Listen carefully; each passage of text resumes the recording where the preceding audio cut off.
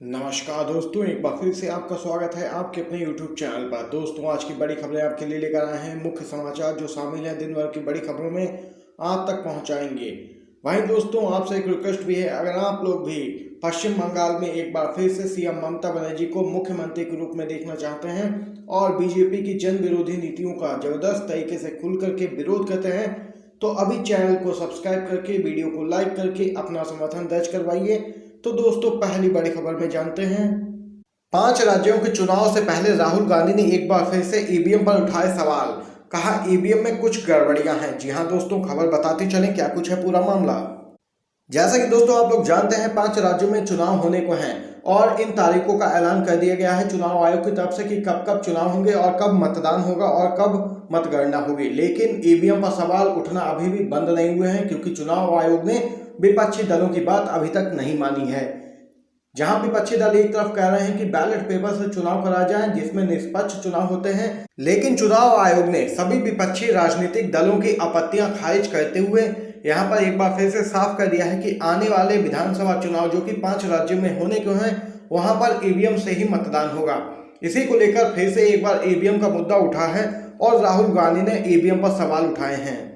EVM पर राहुल गांधी ने कहा है कि ईवीएम में कुछ गड़बड़ियां हैं जिन्हें कि चुनाव आयोग को दुरुस्त करना चाहिए, क्योंकि ईवीएम अभी भी भरोसेमंद नहीं है। ज्यादातर विकसित देशों में अभी भी बैलेट पेपर से ही चुनाव होते हैं, लेकिन भारत जैसे विकासशील देश में ईवीएम एक बड़ा संकट बन गया है, जिससे कि निष्पक्ष चुनाव नहीं हो पाते हैं और इसका विरोध भी कई स्तरों पर किया जा चुका है। लेकिन मोदी सरकार और चुनाव आयोग की मिलीभगत के कारण ईवीएम अभी तक बैन नहीं हुई है।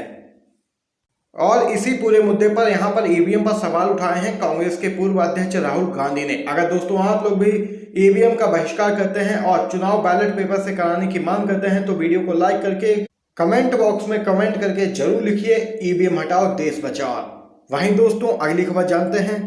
ओपिनियन पोल में बड़ा खुलासा हुआ है। बीजेपी को लगा है जोर का झटका। पश्चिम बंगाल में ममता बनर्जी लगाएंगी जीत की हैट्रिक। जी हां दोस्तों, पश्चिम बंगाल समेत 5 राज्यों में मार्च और अप्रैल में विधानसभा के चुनाव होने हैं। मतदान की तारीखों के ऐलान के साथ ही राजनीतिक दलों ने अपनी ताकत पूरी तरीके से चुनावों में झोंक दी है। इन 5 राज्यों में सबसे ज्यादा निगाहें पश्चिम बंगाल पे हैं। आपको दोस्तों बताते चलें, इसकी वजह यह है कि पश्चिम बंगाल में ही इन 5 राज्यों में से सबसे ज्यादा सीटें हैं और वहीं यहाँ पर टीएमसी और भाजपा के बीच मुकाबला कड़ा माना जा रहा है, लेकिन भाजपा पिछड़ती हुई नजर आ रही है और एक बार फिर से ममता बनर्जी की पार्टी टीएमसी लगाएगी जीत की हैट्रिक। दोस्तों आपको बताते चलें, चुनावों से पहले हम आपके लिए पश्चिम बंगाल का ओपिनियन पोल लेकर आए हैं। आपको दोस्तों बता दें कि पश्चिम बंगाल में विधानसभा में कुल 294 सीटें हैं। यहाँ बहुमत का आंकड़ा 148 सीटों का है। पश्चिम बंगाल में ममता बनर्जी की सरकार एक बार फिर से आ रही है। ओपिनियन पोल के मुताबिक टीएमसी 294 सीटों वाली पश्चिम बंगाल विधानसभा में 150 से लेकर 170 सीटें जीत सकती है और वहीं बीजेपी को मात्र 92 से लेकर 98 सीटें ही मिल सकती हैं। लेफ्ट कांग्रेस गठबंधन के खाते में 31 से लेकर 40 सीटें आ सकती हैं। तो देख सकते हैं दोस्तों, सर्वे में ये बड़ा खुलासा हुआ है और साथ ही ममता सीएम के तौर पर पश्चिम बंगाल की जनता की पहली पसंद है। यहाँ पर जोरदार तरीके से बीजेपी को लगेगा झटका पश्चिम बंगाल में। आप सभी दोस्तों देख सकते हैं, बड़ी खबर निकल के आई है ओपिनियन पोल के माध्यम से। एक और खबर जानते हैं इसी के साथ। मिशन तमिलनाडु पर राहुल गांधी बोले, भाजपा और आरएसएस ने सभी संस्थाओं को किया तबाह। कांग्रेस के पूर्व अध्यक्ष राहुल गांधी ने तमिलनाडु में जीत हासिल करने के लिए जी तोड़ कोशिश की है। इसी कड़ी में वह राज्य के दौरे पर हैं, जहां उन्होंने रोड शो किया। आपको बता दें कि तूतुकुड़ी में किए गए रोड शो के बाद राहुल गांधी ने मोदी सरकार पर जमकर भड़ास निकाली। उन्होंने कहा कि धर्मनिरपेक्षता हमारी संस्कृति और इतिहास की बुनियाद है। आरएसएस और बीजेपी के इशारे पर धर्मनिरपेक्षता पर हमला हो रहा है। कांग्रेस नेता ने अपने संबोधन में कहा कि संस्थाओं के बीच संतुलन बिगड़ता है तो राष्ट्र अशांत होता है। पिछले 6 सालों से सभी संस्थाओं पर व्यवस्थित तरीके से हमला किया जा रहा है। दुख है कि भारत में लोकतंत्र मर गया है, क्योंकि एक संस्था आरएसएस हमारे देश के संस्थागत संतुलन को बिगाड़ और बर्बाद कर रही है। यह सिर्फ संविधान पर हमला नहीं बल्कि इतिहास और संस्कृति पर भी हमला है। बड़ी खबर दोस्तों राहुल गांधी की तरफ से निकल के आई है। जमकर निकाली है भड़ास मोदी सरकार पर और आरएसएस को भी लिया है आड़े हाथों। एक और खबर जानते हैं। यूथ कांग्रेस ने स्मृति ईरानी के आवास पर किया प्रदर्शन, पेट्रोल डीजल की बढ़ती कीमतों के खिलाफ हल्ला बोला। कांग्रेस के युवा इकाई भारतीय यूथ कांग्रेस ने देश में बढ़ती महंगाई, पेट्रोल डीजल और रसोई गैस की कीमतों में लगातार बढ़ोतरी के खिलाफ दिल्ली में केंद्रीय मंत्री स्मृति ईरानी के आवास के बाहर विरोध प्रदर्शन किया। इस मौके पर सैकड़ों यूथ कांग्रेस कार्यकर्ता ईरानी के आवास पर पहुंच गए और सरकार के खिलाफ जमकर नारेबाजी भी की।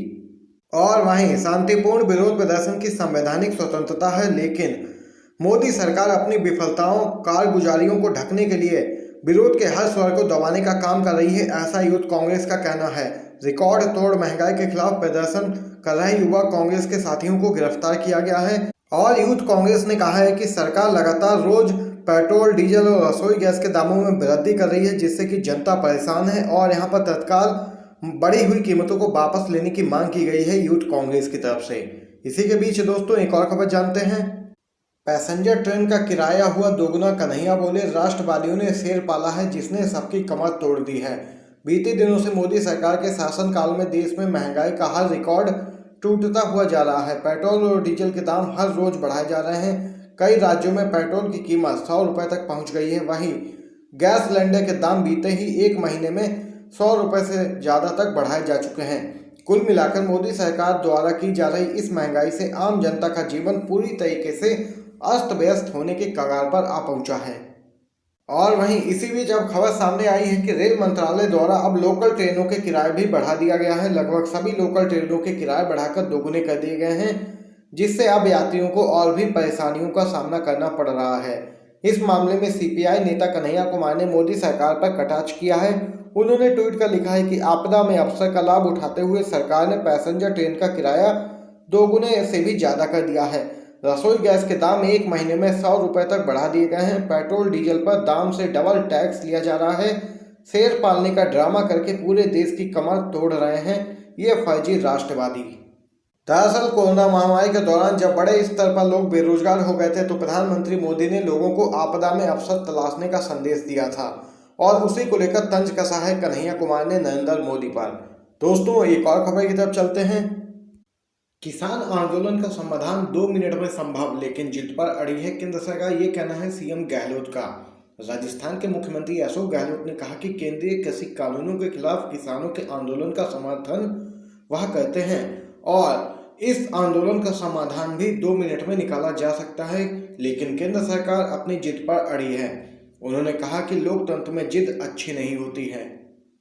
सीएम गहलोत एक किसान महापंचायत को संबोधित कर रहे थे। किसान आंदोलन का जिक्र करते हुए अशोक गहलोत ने कहा कि सरकारों को मतदाताओं, चाहे वे किसान हो या मजदूर, सम्मान के साथ उनकी मांगों को पूरा करने का प्रयास करना चाहिए।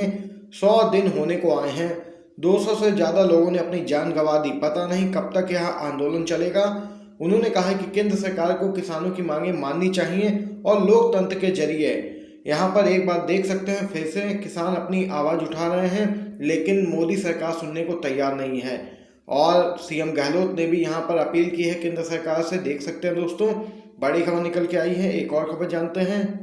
चिदम्बरम ने मोदी पर कसा तंज, कहा पीएम केरल, असम जा सकते हैं लेकिन किसानों से मिलने नहीं। किसान आंदोलन पर केंद्र सरकार के रवैये की आलोचना करते हुए पूर्व केंद्रीय वित्त मंत्री पी चिदम्बरम ने कहा कि मंदी के दौर में भी कृषि क्षेत्र में 4% की वृद्धि दर देने वाले किसानों के साथ मोदी सरकार ऐसे व्यवहार कर रही है जैसे कि वो देश के दुश्मन हो। इसके साथ ही पूर्व केंद्रीय मंत्री ने आरोप लगाया कि पीएम मोदी केरल और असम तो जा सकते हैं लेकिन 20 किलोमीटर दूर बैठे किसानों से मिलने नहीं जा सकते हैं। तो देख सकते हैं दोस्तों लगातार विपक्ष हमलावर है केंद्र की मोदी सरकार पर और किसान आंदोलन का समाधान अभी भी निकलने को नहीं आया है और किसान भी अपनी मांग को लेकर अभी भी आंदोलन पर डटे हैं। आज की सभी बड़ी खबरें दोस्तों आप लोगों ने जानी है हमारे साथ। अगर आपको वीडियो पसंद आया हो तो लाइक और शेयर कीजिएगा, अपने सभी दोस्तों में इस वीडियो को पहुंचाइए।